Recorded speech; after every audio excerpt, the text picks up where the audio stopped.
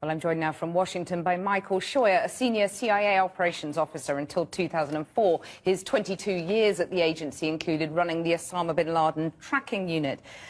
Michael Scheuer, on the one hand, you've got the Islamic State video. On the other, you've got the US saying that they've launched 20 more airstrikes in Syria and Iraq. To put it bluntly, who's winning? We're being beaten hands down, ma'am. The United States and the West and its allies are just being beaten to death everywhere, in Africa, in Iraq, in Syria, in Afghanistan.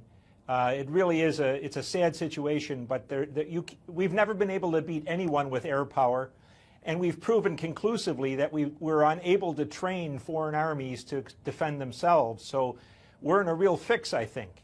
So you're saying send in Western ground troops then? No, ma'am. I think back away from the whole thing. The thing was ideal when IS was advancing on Baghdad because Sunnis were killing Shias. That's exactly what we need. We've proven that we're just militarily incompetent, or that the military is so shackled by its political leaders that it can't defeat these people. But our best hope right now really is to get the Sunnis and the Shias fighting each other and let them bleed each other white.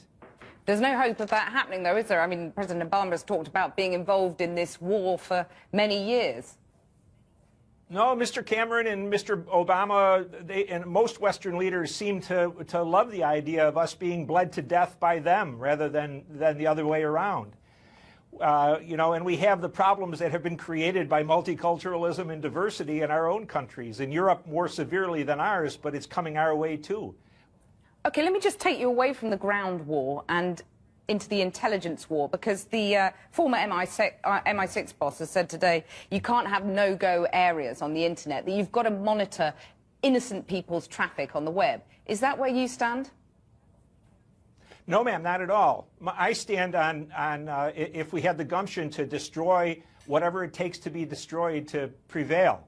But what's happening now is exactly what Osama bin Laden said would happen in 2004, that the West does not have the courage, nor the determination, nor the patience to defeat them.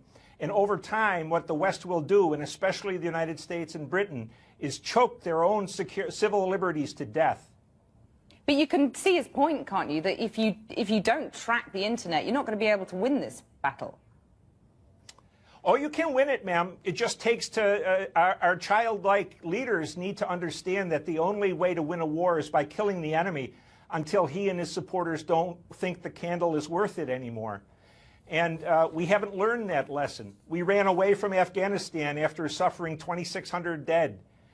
Each one of those a tragedy, but certainly not a large percentage of our armed forces.